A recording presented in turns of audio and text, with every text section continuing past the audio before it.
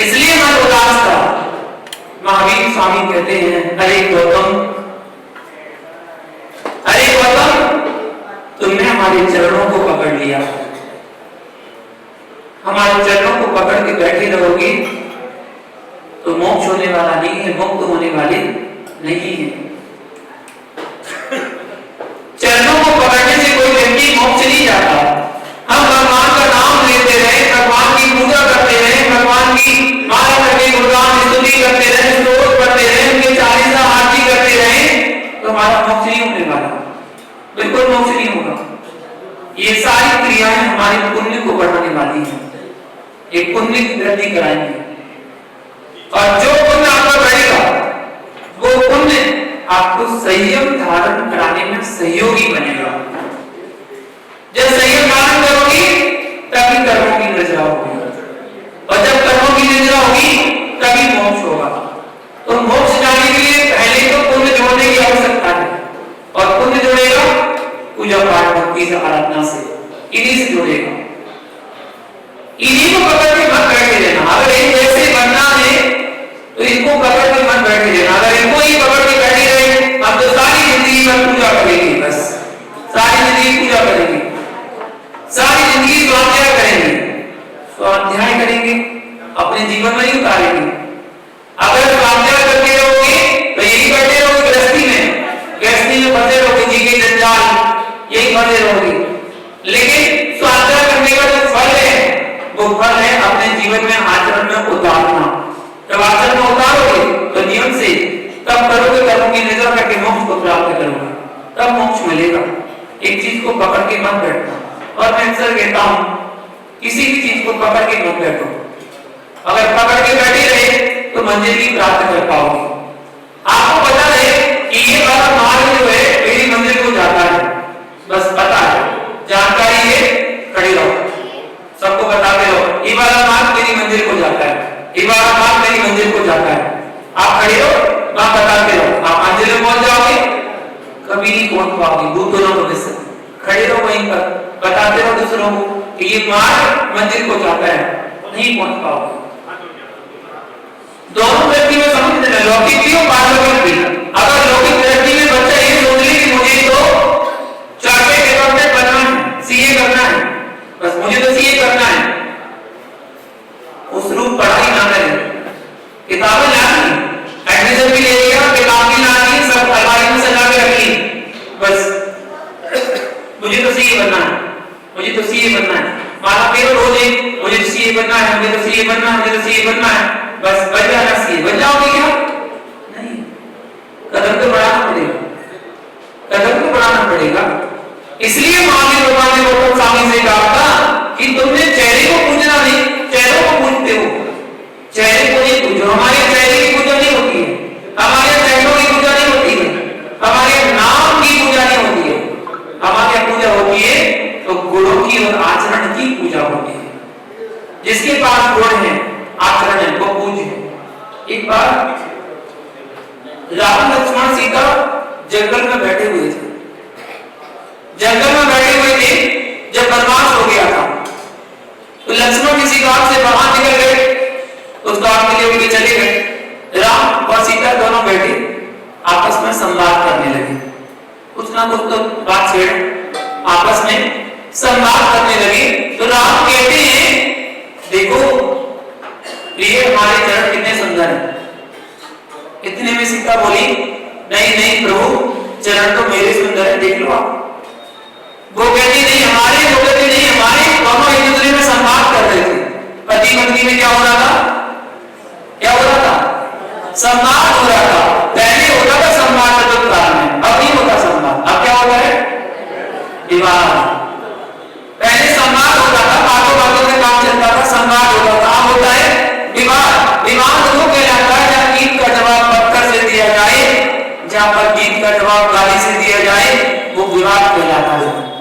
जहाँ फूल भी बरसाए जाए तो सूल जैसे लगे, विवाद होता। पहले संवाद होता था, तो पहले संवाद चल रहा था, दोनों एक दूसरे से कह रहे, वो कह रहे हमारे सुंदर है जनन, वो कहते हमारे कितने सुंदर है। इतने में लक्ष्मण सामने से निकले। तो जब लक्ष्मण सामने से निकले तो राम ने बोला, सुनो जरा भैया, जैसे लक्ष्मण देखकर दोनों बातें कर रहे हैं और हमें बुलाया है, फंस गए वहां से। लक्ष्मण ने सोचा हम तो फंस गए, कोई बात हो गई है। अब आए लक्ष्मण सोच के बोले हाँ जी बताइए। तो बोले लक्ष्मण आज तुम्हें जजमेंट करना है। बोले क्या जजमेंट करना है? बोले तुम्हें ये बताना है तुम्हारे भाई के चरण सुंदर है, तुम्हारी भाभी के चरण सुंदर है, किसके चरण सुंदर है? अब लक्ष्मण कहते हम तो फंस गए, भैया के बोले तो भाभी नाराज, भाभी के बोले तो भैया नाराज, क्या करें? तो लक्ष्मण ने अनेकांतवादी और अनेकांतवादी ने उन्होंने अनेकांत लगा दिया। अनेकांत लगाया और कहते अरे जजमेंट लेना है, तो जजमेंट तो ये है कि भाभी के चरण सुंदर है। क्या बोले? भाभी के चरण सुंदर। और जैसे उन्होंने बोला भाभी के चरण सुंदर है, सीता तो खुश प्रसन्न हो गई, खड़ी हो गई, खड़े होकर प्रसन्न होकर नाचने लगी। बोले देखो देखो देखो मैं जीत गई, मैं जीत गई, मेरे चरण सुंदर है, मैं जीत गई। इतने में लक्ष्मण कहते हैं भाभी भाभी भाभी भाभी रुको रुको रुको। बोले क्या अब क्या निर्णय मिल गया, जजमेंट हो गया? बोले नहीं नहीं रुको रुको रुको। बोले क्या अब क्या कह दिया? बोले सुनो तो पूरी बात सुन लो, अधूरी बात सुन के निर्णय नहीं होता, पूरी बात तो सुनो। बोले हाँ बताओ। राम का चेहरा उदास। जैसे ही उन्होंने कहा पूरी बात तो सुनो, तो राम बड़े ध्यान से सुनने लगे। बोले हाँ बताओ बताओ। बोले भाभी के चरण सुंदर है, माना भाभी के चरण सुंदर है, बिल्कुल सुंदर है, माना भाभी के चरण सुंदर है, पर क्यों है ये भी तो जानो क्यों है? बोले क्यों है? बोले वो राम के चरणों का अनुसरण करते हैं इसलिए भाभी के चरण सुंदर है। बोले अच्छा। जैसे ही राम जी बोले राम प्रसन्न हुए, राम खुश होकर नाचने लगे। बोले वाह देखा भाई तो हमारा है, एक बार में बाजी बढ़ गई। जैसे ही वो खुश हुए इतने में लक्ष्मण फिर बोले भैया भैया भैया रुको तो पूरी बात तो सुन लो। आपने अधूरी बात सुन के बोले अब क्या रह गया, अब तो निर्णय हो गया? बोले नहीं नहीं अभी निर्णय कहाँ हुआ। बोले हाँ क्या निर्णय बताओ। बोले भाभी के चरण सुंदर है, माना भाभी के चरण सुंदर है क्योंकि वो राम के चरणों का अनुसरण करते हैं इसलिए भाभी के चरण सुंदर है, और राम के चरण सुंदर है इसलिए सुंदर है क्योंकि उनका आचरण सुंदर है इसलिए उनके चरण सुंदर है। चरणों में क्या रखा है? सुंदर हो, काले हो, गोरे हो, सांवले हो, चरणों में कुछ नहीं रखा है, आचरण सुंदर होना चाहिए। जिसका आचरण सुंदर है वही पूजनीय है। महावीर ने गौतम से यही कहा कि तुमने चरणों को पकड़ लिया, चरणों को छोड़ो, आचरण को पकड़ो। जब आचरण पकड़ोगे तो तुम भी महावीर बन जाओगे। महावीर बनना है तो महावीर को नहीं पकड़ना पड़ेगा, महावीर की मानना पड़ेगा। अब महावीर को तो मानते हैं, महावीर की नहीं मानते हैं। अब उनको तो मानते हैं, अब उनकी नहीं मानते हैं। जब उनकी मानना शुरू कर देंगे तो हम भी उन जैसे बन जाएंगे। बिल्कुल उन जैसे बनना है तो उनकी तो मानना पड़ेगा। कुछ कुछ कुछ बहुत कुछ और सब कुछ, ये चार चीजें होती हैं संसार में। किसी को कुछ मिलता है, किसी को कुछ मिलता है, किसी को बहुत कुछ मिलता है, किसी को सब कुछ मिलता है। चार चीजें होती हैं। कुछ मिलता है, जब व्यक्ति जी जन्म लेता है तो जन्म लेते ही उसको कुछ मिल जाता है, उसको शरीर मिलता है, बिना शरीर के तो बुलाता नहीं है, तो कुछ मिलता है। और जैसे ही जन्म लेता है, जन्म लेते ही जब माता पिता मिलते हैं तो कुछ मिल जाता है। माता पिता, चाचा मिल जाए, मासी मिल जाए, बुआ मिल जाए, रिश्ते मिलने लगते हैं, उसको कुछ मिलने लगता है। फिर उसको वस्त्र मिलते हैं, वस्त्र मिलते हैं, फिर आभूषण मिलते हैं, तो कुछ मिलता है। जब बच्चा बड़ा होता है, थोड़ा सा पढ़ लिख जाता है, अपना काम करने लगता है, अपना बिजनेस करने लगता है, तो बहुत कुछ मिल जाता है। उसकी शादी होती है, पत्नी होती है, बच्चे होते हैं, बहुत कुछ मिल जाता है। संसार में कुछ भी मिलता है, कुछ भी मिलता है, बहुत कुछ भी मिलता है, लेकिन सब कुछ नहीं मिलता, सब कुछ नहीं मिलता है। क्योंकि महावीर कहते हैं सब कुछ पाने के लिए सब कुछ छोड़ना पड़ता है। जिसने सब कुछ छोड़ दिया उसे सब कुछ की प्राप्ति हो जाती है, फिर उसे किसी चीज की कमी नहीं रहती। सब कुछ पाने के लिए तो सब कुछ छोड़ना पड़ता है, घर परिवार छोड़ना पड़ता है, रिश्तेदार कुटुंब छोड़ने पड़ते हैं, धन दौलत छोड़नी पड़ती है, यहाँ तक कि अपने शरीर के प्रति ममत्व शरीर को भी छोड़ना पड़ता है। तब जाके हमें सब कुछ की प्राप्ति होती है। अंत चतुष्ट केवल ज्ञान की प्राप्ति होती है, वो प्राप्ति है। महान आज धन नहीं, धन्य तेरस है। लोगों ने बना दिया धनतेरस, धन्य तेरस, धन्य थी वो तेरस जिस दिन अंतिम बार मां की भगवान की दिव्य ध्वनि का रस वर्षा हुई थी। धन्य जीव वो तेरस, दिव्य ध्वनि अर्थात जिनको सुनकर जीव बनते हैं ज्ञानी, वो कहलाते दिव्य ध्वनि। दिव्य ध्वनि अर्थात हमारे अज्ञान का नाश करने वाली ध्वनि, केवली बनाने वाली ध्वनि, अज्ञान नसाने वाली ध्वनि, नसाने वाली ध्वनि, मुक्ति का मार्ग बताने वाली ध्वनि, दिव्यता दिलाने वाली ध्वनि का नाम है दिव्य ध्वनि। आज अंतिम दिव्य ध्वनि हुई थी। वो दिव्य ध्वनि, वो तेरस भी धन्य हो गई थी। ये तेरस को धन बना दिया। क्या बना दिया? धन। तेरस हुई थी ध्यान के कारण, ध्यान तेरस, और तेरस 2 दिन बाद भगवान का हुआ था मोक्ष। 2 दिन बाद शेष प्रकृतियां जो 85 प्रकृतियां थी, और 85 प्रकृतियों का चयन करके मानव भगवान मोक्ष को प्राप्त हुए थे। वो तेरस धन्य हो गई थी, इसलिए उसका नाम धन्य तेरस पड़ गया था। आज अंतिम बार आपकी विवाह बताने वाली चिन्हवाणी खिली थी। आज अपनी बात सुनाने का अंतिम अवसर था। धन्य तेरस अर्थात दिव्य ध्वनि सुनाने का अंतिम अवसर। तेरस अर्थात जो तेरा रस वो ही मेरा रस, जो तेरा रस वो मेरा रस, सो हम जैसे आप वैसे हम, जो तेरा रस वो मेरा रस, ऐसी थी तेरस। धन तेरस को जैन आगम में धन्य तेरस और ध्यान तेरस कहा जाता है। आज योग निरोध करके भगवान शुक्ल ध्यान पर आरूढ़ हुए थे। योग निरोध जहां पर हलन चलन क्रिया को बंद हो गया था, जहां पर विहार होना बंद हो गया था, जहां दिव्य ध्वनि होना बंद हो गई थी, मन वचन काया की एकाग्रता हो गई थी, और शुक्ल ध्यान पर भगवान आरूढ़ होकर निर्वाण की ओर अग्रसर हो गए थे। अग्रसर मतलब आगे बढ़ गए थे। 2 दिन के बाद कार्तिक कृष्ण अमावस्या के दिन प्रत्युष काल में, पच्चूस काल में, स्वाति नक्षत्र में भगवान महावीर स्वामी ने निर्वाण पद को प्राप्त किया था।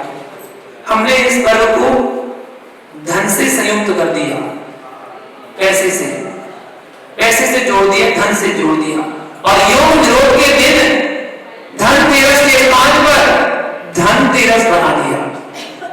जो जैसा होता है वो वैसी सोच रखता है, इसलिए धन्य तेरस को धन तेरस बना दिया। धन की प्रभुता के सिकंजे में फंसे हमारे लिए ज्ञान लक्ष्मी और मोक्ष लक्ष्मी का यह पर्व ही धन की देवी समझे जाने वाली लक्ष्मी पूजा का पर्व बन गया। श्वेत हो और चाहे वो श्याम, समझ में? हाँ, श्वेत हो या श्याम हो, बस धन चाहिए हमें तो, स्वच्छ हो या अस्वच्छ हो, हमारी इसी भावना और इसी धारणा ने धर्म और जीवन को खंड खंड कर दिया।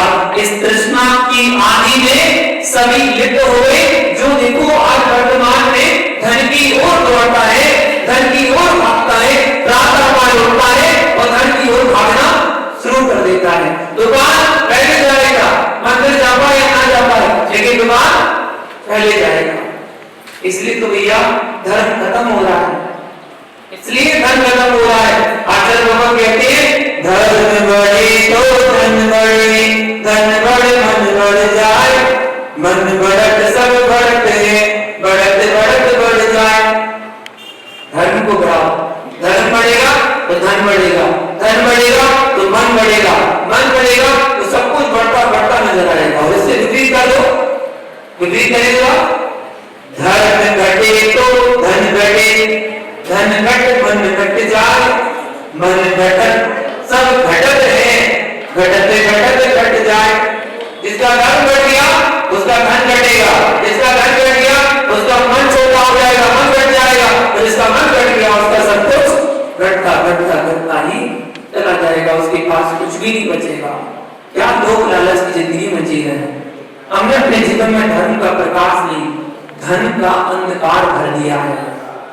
हमारे चिंतन का पर्व है धन्य तेरस, नर जन्म दुर्लभ, मनुष्य पर्याय को सार्थक करने का पर्व है धन्य तेरस।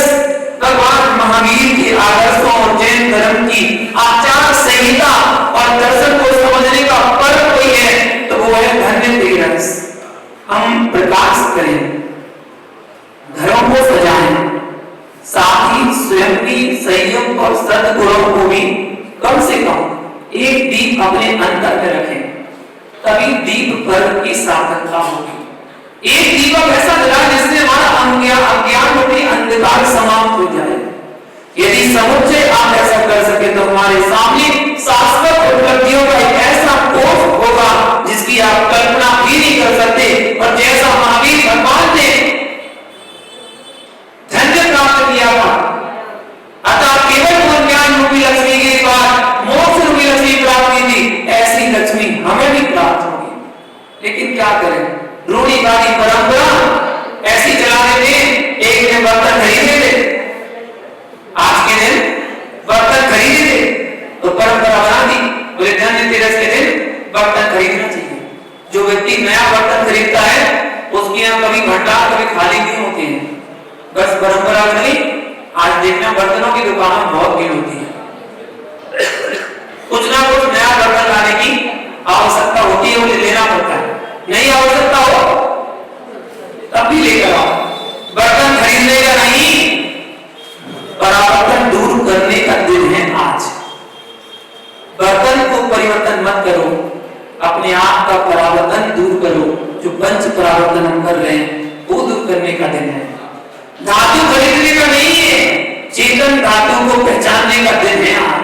कोई चांदी खरीदता है, कोई सोना खरीदता है, जरूर कहता है सोनारों की दुकान पर आज बहुत भीड़ रहती है और महंगाई भी हो जाती है, तभी व्यक्ति खरीदते हैं। आज के दिन खरीदेंगे, बोले धनतेरस के दिन खरीदेंगे तो हमारी धन दौलत की वृद्धि होगी। आज रत्नों को नहीं रत्नत्रय की खरीदी करो। आज जड़ धन नहीं ज्ञान धन कमाओ। आज बाहर की नहीं अंदर की कमाई का दिन है। आज जड़ का नहीं रत्नत्रय का व्यापार करने का दिन है, धनतेरस का दिन। आज वो तेरस है, वो तेरस जब वो धन्य हुई महावीर भगवान की अनुग्रह से, तो आज वो तेरस का दिन हमें बनाने का अवसर मिला है। आज 2550 वर्ष हो चुके हैं महावीर भगवान को पहुंच चुके, 2550 का निर्माण महोत्सव चल रहा है, पूर्ण होने को है। कल भगवान का दारू चढ़ाएगा, परसों दारू चढ़ाया जाएगा और परसों दारू चढ़ाते ही 2550 वर्ष पूर्ण हो जाएंगे और 2551 का प्रारंभ वर्ष प्रारंभ होगा, जिसको हमारे यहाँ वीर निर्वाण संवत के नाम से जाना जाता है। और नव वर्ष हमारे यहाँ कवि से प्रारंभ होता है। जैनों का नव वर्ष तो कवि कहलाता है, जैनों का नव वर्ष वही कहलाता है जब हम वीर निर्वाण संवत मनाते हैं। महावीर भगवान के मोक्ष जाने के बाद जो मनाया जाता है उसको कहते हैं वीर निर्वाण संवत, जैनों का संवत, जो जैन लोग बड़े हर्षोल्लास के साथ मनाना चाहिए। ये अंग्रेजी तिथि तो केवल लौकिक त्योहार है जो आजकल लोग मनाने लगे, कहते हैं happy new year, happy new year, नया साल मुबारक हो। तो नया साल अगर कहना हो हैप्पी न्यू ईयर हमारा, वो है कब? 2 तारीख को। 2 तारीख को जब 1 तारीख को दीपावली हुई उसके बाद वीर निर्वाण संवत बदलेगा और 25 से 51 शुरू होगा, वो होगा हमारा नव वर्ष।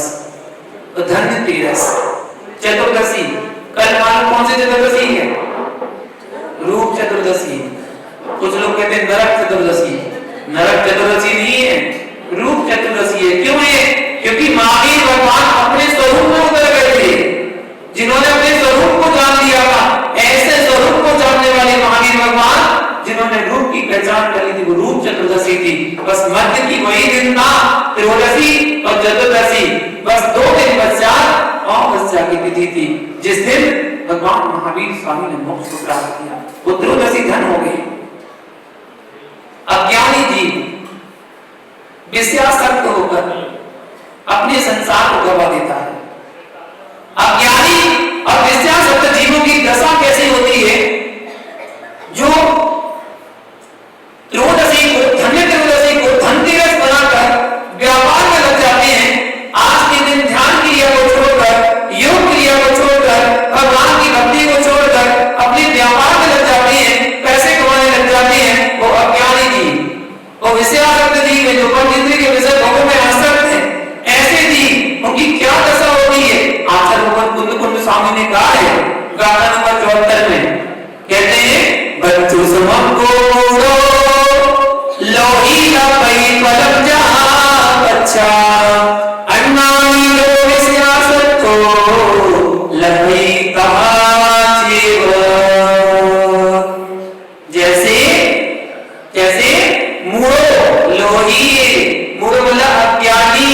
लोभी मतलब लोभी, वस्तु सबक को अर्थात वस्तुओं को एकत्र करने की, लही मतलब इच्छा करता है, अज्ञानी करता है ये भी मिल जाए, वो भी मिल जाए, ये भी रख लो, वो भी रख लो। उसके बाद पश्चात, पश्चात मतलब पश्चात, बाद में फलम, फलम मतलब फल की इच्छा करता है। पहले वस्तुओं को एकत्र करने की इच्छा करता है, पश्चात फल की इच्छा करता है। तथाचैव उसी प्रकार निश्चय से जो अज्ञानी मतलब जो अज्ञानी है वह विषयासक्तो लहरी अर्थात विषयों में आसक्त हो जाता है, वो विषयों में आसक्त हो जाता है। जो ऐसा लोभी होता है जो केवल जोड़ना जानता है, जो धर्म को छोड़ देता है धन के चक्कर में, धन में लगा रहता है, ऐसा व्यक्ति लोभी व्यक्ति होता है। वह व्यक्ति बाद में पछताता है। एक व्यक्ति था, दुकानदार था, कपड़े की दुकान थी, व्यापार करता था और व्यापार करता था, दुकान अच्छी चल रही थी। सर्दी का मौसम था, सर्दी का मौसम था तो पत्नी ने बढ़िया गरम गरम भोजन बना के भेजा दुकान पर। सर्दी का मौसम था, गरम गरम भोजन खाने में रुचिकर लगेगा, अच्छा लगेगा, तो गरम गरम भोजन बना के टिफिन बना के भेजा कि इसको भोजन को जल्दी कर लेना, गरम है खाना, अच्छा लगेगा। ठीक है, जैसे ही देखा तो ग्राहक बैठा हुआ था, टिफिन रखवा दिया, बोले अभी खाता हूँ। एक ग्राहक, दो ग्राहक, तीन ग्राहक आते गए, वो टिफिन बंद खाना रखा रहा और धीरे धीरे दोपहर का खाना शाम हो गई। और जब शाम का खाना रखा रहा उसके बाद ग्राहक समाप्त जब हुए, आना बंद हुए, तो बोले अब भूख लगी है बहुत जोर से। पहले तो लगी नहीं थी क्योंकि पहले ग्राहक के सामने तो भूख नहीं लग रही थी, अब लगी जोर से भूख। बोले अब तो भोजन करना है और उसने तुरंत, तो ग्राहक के नहीं तो तुरंत डब्बा खोला और डब्बा खोला तो देखा वो सब्जी जो थी, दाल जो थी, उसमें से बदबू आने लगी। गर्मी सड़के बंद करा, गरम गरम खाना था, बदबू आने लगी। लेकिन क्या करें, भूख तो लगी है, खाना तो है। डब्बा खोला और आंख बंद करके, नाक बंद करके जल्दी जल्दी खा लिया, पेट भरना था, खा लिया, पेट भर गया। घर पर आया, घर पर आते आते पेट खराब हो गया, पेट खराब हो गया, पेट में दर्द हो गया, पेट में ऐसा इन्फेक्शन हो गया, डिफ्यूजन हो गए, रात भर परेशान रहा। उसके बाद कमजोरी आ गई। सुबह हॉस्पिटल दिखाने गए तो डॉक्टर ने कहा एडमिट होना पड़ेगा। डॉक्टर ने एडमिट कर लिया, बोले बोतल चढ़ेगी, बोतल चढ़ने लगी। फिर उसके बाद ज्यादा बिगड़ने लगा स्वास्थ्य, बोले क्या करें, ज्यादा तबीयत खराब हो रही है। फिर घरवाले बोलते हैं, वो स्वयं बोलता है डॉक्टर साहब कुछ भी हो, आपको कैसे ही हो, जितना चाहे पैसा लग जाए, कुछ होना नहीं चाहिए, बचा लेना चाहिए आपको, बस बचाना है आपको, पैसे को मत देखो, आपको बचाओ बस। सोचो जरा, पहले पैसे के राग में शरीर को नहीं देखा, अब शरीर के राग में पैसे को नहीं देख रहा। जब पैसे से राग था तो शरीर से राग नहीं था, शरीर को देखा नहीं कि बीमार हो जाएंगे, खाना है तो खा लिया, अब बीमार हो गया। अब डॉक्टर से कह रहा है भागो पैसा, बिल्कुल चिंता मत करो, स्वस्थ होना चाहिए। पहले शरीर के बारे में सोच लेता, बीमारी होती है को अगर एक रात को बोल देते भैया आपको जल्दी हो तो आप उसी जगह देख लो, वरना 2 मिनट 5 मिनट रुको, मैं खाना खा लूं, खाना खा लेते, उसके बाद वो ग्राहक भी कहता हाँ आप जल्दी खाना खा लो, उसके बाद आप बैठे आराम से, वो अपने आप कह देता। लेकिन आपने धन के राग में अपने शरीर को नहीं देखा। अब जब बीमार हो गए तो शरीर के राग में धन को नहीं दिख रहे। वो व्यापार में लाभ हुआ था 200 रुपए का, 500 रुपए का, यहाँ बीमारी में इलाज में लगे 2000 और 5000, 10 गुना नुकसान हो गया। वो 10 गुना नुकसान करने का है ना, 200 रुपए 500 रुपए का नुकसान कर लेते, वो ग्राहक जा रहा था चले जाते थे, जाओ भैया कोई बात नहीं। इसलिए शरीर का राग नहीं, लोभ नहीं करना चाहिए किसी प्रकार का। व्यक्ति जोड़ जोड़ के मारा जा रहा है कि मुझे ये भी चाहिए वो भी चाहिए, अज्ञानी प्राणी है वो, लोभी प्राणी, अज्ञानी प्राणी, मोह से मोहित होने के कारण संसार जन्य सामग्रियों को प्राप्त करने की इच्छा करता रहता है, जोड़ता रहता है। बहुत से मशीन भी चाहिए, मिक्सी भी चाहिए, फ्रिज भी चाहिए, कूलर भी चाहिए, एसी भी लगवा दो, ये भी करवा दो, वो भी करवा दो। आज डिमांड तो नहीं आई, कुछ कोई डिमांड आई हो तो बताओ। घर से हार बनवा दो, अंगूठी बनवा दो, चेन बनवा दो, नहीं है ना, ज्यादा नहीं तो साड़ी दिलवा दो। आई आई भी होगी तो हमें थोड़ी बताओगे। बताओ हमारे लिए यह वस्तु मिल जाए, वह वस्तु मिल जाए, सोना चांदी महल मकान गाड़ी घोड़ा तरह तरह की वस्तुओं की इच्छा करता है, परंतु संसारी प्राणी को कितना भी परिग्रह मिल जाए परंतु उसकी इच्छा कभी पूर्ण नहीं होती है, वह कभी तृप्त नहीं होता है। जिस प्रकार समुद्र में कितनी भी नदियां जाकर समा जाए तो समुद्र का पेट नहीं भरता है, अग्नि में कितनी भी ईंधन डालो अग्नि कभी तृप्त नहीं होती है, मरघट पर कितने भी मोटे जल जाए मरघट कभी तृप्त नहीं होता। उसी प्रकार लोभी प्राणी को कितना ही धन मिल जाए परंतु वह तृप्त नहीं होता है। और दूसरी बात है, आज तक कोई अपनी इच्छा की पूर्ति करके नहीं मरा। आज तक कोई भी व्यक्ति अपनी इच्छा की पूर्ति करके नहीं मर पाया। हर प्राणी की इच्छा अधूरी रहती है। 3 खंड का अधिपति रावण तड़प तड़प के मर गया परंतु अपनी इच्छा की पूर्ति नहीं कर पाया। भरत चक्रवर्ती का मोक्ष हो गया परंतु जीते जी बाहुबली को अपने बस में नहीं कर पाए, अधीन नहीं कर पाए, उनकी इच्छा पूर्ण नहीं हो पाई। ये संसार ऐसा ही है, ऐसा ही है। ये अज्ञानी अज्ञान के कारण, मोह के कारण, लोभी लोभ के कारण, रागी राग के कारण इस संसार को समझ नहीं पाते कि मैं क्या कर रहा हूं, ये संसार कैसा है। और जब संसार को समझ नहीं पाते तब इसी संसार में जन्म मरण करते रहते हैं और दुख और कष्टों को भोगते रहते हैं।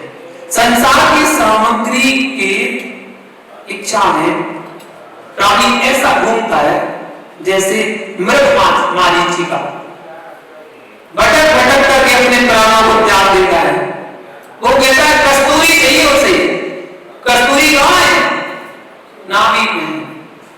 कस्तूरी तो नाभि में है, बन बन काहे डोले रे। कस्तूरी तो नाभि में है, बन बन काहे डोले रे। समोसरण में महावीर स्वामी गौतम जी से बोले रे। समोसरण में महावीर स्वामी गौतम जी से बोले रे। कस्तूरी तो नाभि में है, बन बन काहे डोले रे। कस्तूरी तो नाभि में है। तेरी आत्मा परमात्मा है गौतम, कहां भटका चरणों में, कहां चरणों को पकड़ के बैठा है? चरणों को मत पकड़, तेरी आत्मा स्वयं परमात्मा है। क्या परमात्मा के चरणों को पकड़ के बैठा है? परमात्मा के चरणों को पकड़ने से परमात्मा नहीं बनते। जो परमात्मा बनना चाहता है वो परमात्मा के चरणों को छोड़े। जो परमात्मा नहीं बनना चाहता, संसार में भटकना चाहता है तो परमात्मा की भक्ति करे, परमात्मा की भक्ति करे, निश्चित उसको संसार जरूर मिलेगा, संसार की पुण्य वृद्धि होगी, सांसारिक सुख जरूर मिलेंगे उसको। अगर आपको मोक्ष जाना है तो पहले भगवान की भक्ति करो, खूब पूजा अर्चना करो, पुण्य बढ़ेगा, सांसारिक सुख मिलेंगे और उसके बाद संयम धारण करके निश्चित मोक्ष जरूर जाओगे। तो महानुभाव, हमारे अंदर आत्मा में परमात्मा बनने की शक्ति है, कहीं बाहर नहीं है। आज वही धनतेरस का दिन है जब धनतेरस के दिन भगवान महावीर स्वामी अपनी आत्मा में उतर गए थे। अभी तक तो ये था कि जीवों का कल्याण हो, सबका कल्याण, अपना कल्याण तो हो ही रहा था, पर कल्याण भी कर रहे थे, जगह जगह जा रहे थे, विहार चल रहा था, विहार अपनी इच्छा से नहीं कर रहे थे। इतना तो भगवान कभी अपनी इच्छा से विहार नहीं करते, अनिच्छा पूर्वक विहार होता है, कोई इच्छा नहीं। भक्तों की जहां भक्ति होती है, जहां इसका पुण्य होता है, भगवान का ज्ञान उस तरफ हो जाता है, अपने अनिच्छा पूर्वक विहार होता है। तो भगवान विहार भी कर रहे थे और दिव्य देशना भी हो रही थी, भगवान की दिव्य ध्वनि सुनने भी मिल रही थी बस। लेकिन आज का दिन लास्ट दिव्य ध्वनि हुई और भगवान योग विरोध करके बैठ गए। जो लोभी व्यक्ति थे, वो रागी व्यक्ति थे, वो राग में आसक्त थे कि अब क्या होगा, अब क्या होगा। जब महावीर स्वामी के बारे में सुना कि 2 दिन बाद मोक्ष होने वाला है तो वो रागी व्यक्ति राग करने लगे। रागी व्यक्ति राग ही कर सकता है और वैरागी व्यक्ति वितराग भाव को देखता है। तो जैसी महावीर ने कहा कि गौतम ये क्या? तब गौतम को वैराग हुआ और गौतम ने उसी समय उसी क्षण पावापुर का स्थान छोड़ दिया और पावापुर से बिहार कर गए और बिहार करके गुणावा चले गए। तो गुणावा जाकर ध्यानस्थ हो गए। महावीर का राग भी छोड़ दिया, महावीर का राग छोड़ दिया, गुणावा जाकर साधना में तल्लीन हो गए। और देखते देखते 2 दिन पश्चात वो ऐसा अवसर आया जब सूर्य प्रातःकाल की बेला में स्वाति नक्षत्र में महावीर भगवान को निर्वाण पद की प्राप्ति हुई। तो गौधली वेला में गौतम स्वामी को केवल ज्ञान की प्राप्ति हुई। तो महानुभाव, आज के दिन से हमें यही शिक्षा देनी चाहिए कि हम राग में ना फंसकर, लोभ में ना फंसकर, मोह में ना फंसकर विराग भाव को देखें, संसार से भोगों से विरक्ति को धारण कर योग निरोध की जो प्रारंभिक स्टेज है, ध्यान अवस्था, और ध्यान करने का अभ्यास करें। ध्यान नहीं कर सकते आप, नहीं कर सकते ध्यान, वो ध्यान नहीं कर सकते जो ध्यान आपको मोक्ष दिलाने वाला है, वो ध्यान नहीं कर सकते आप। फिर आपका ध्यान कौन सा चलता है? ध्यान तो करते, ऐसा कोई व्यक्ति नहीं जो ध्यान नहीं करता हो। आप लोग करते हो, सब करते हो। बिना ध्यान की जिंदगी हो ही नहीं सकती। आप रोटी बनाते हो, बताओ कैसे बनाते हो? ध्यान से बनाते कि बिना ध्यान से? ध्यान से बनाते हो। ध्यान चुका तो क्या होगा? या तो रोटी जलेगी और या हाथ जल जाएगा। ध्यान से करते हैं। आप नोट गिनते हो, कैसे गिनते हो? कैसे गिनते हो? ध्यान चुका तो क्या होगा? गिनती भूल जाओगे, नकली नोट फिसल जाएगा, ये नोट फट जाएगा, ध्यान चुक जाएगा। अच्छा, आप लोग पढ़ाई करते हो, कैसे पढ़ते हो? ध्यान से पढ़ते हो। अगर पढ़ोगे नहीं, ऊपर वाला पेज नीचे पहुंच जाओगे, ऊपर की लाइन नीचे लिख दोगे, गलत सलत हो जाएगा, सब खत्म हो जाएगा। हर चीज ये ध्यान से होती है। गाड़ी वाला कैसे चलाता है? ध्यान से गाड़ी चलाता कि नहीं? नजर हटी, नजर हटी, पूरी सब्जी बटी, नजर हटी, पूरी सब्जी बटी। इसलिए दुर्घटना नहीं होना चाहिए, तो ध्यान पूर्वक करना पड़ेगा। आप हर क्रिया ध्यान से करते हैं। अच्छा, पैदल चल रहे, कैसे चल रहे? ध्यान से चल रहे, वरना गड्ढे में पैर चला जाएगा, खुद गिर जाओगे, दूसरों गिराओगे। खाना खाते हो, कैसे खाते हो? ध्यान से खाते हो, मुंह की जगह नाक में चला जाएगा, मुंह में जाता है, ध्यान से खाते ना। इसलिए वो व्यक्ति जो ध्यान से नहीं खाते, वो टीवी देख के जो खाते ना, वो जरूर मुंह की जगह नाक में लगा देते हैं और फिर नाक में लगा के फिर मुंह में खा लेते हैं। वही वाला, वही ग्रास खा लेंगे लगा के। और ऐसा भी होता है, इतना ध्यान हो जाता है उसका टीवी में, ग्रास में रोटी में नहीं रहता, इतना ध्यान एकाग्र हो जाता है टीवी में, कोई ऐसे देखते रहते हो, ग्रास हाथ में रहता है, इतने में एक मक्खी आई होगी और ऊपर बैठी और बैठकर उसने झूठा किया और झूठने वाले में पोटी की उसने और पोटी करके चली गई, वो लोग उड़ के चली गई। और यहाँ पर आपको जैसे सीन खत्म हुआ टीवी का, वो कहते वाह मम्मी क्या अच्छा बनाया, बहुत सुंदर, बहुत अच्छी चीज बनाई है, क्या अच्छी चीज बनाई है, मल से मिला हुआ भोजन कर लिया और कह रहा अच्छी चीज बनाई है। इतनी मक्खी बैठ जाती है।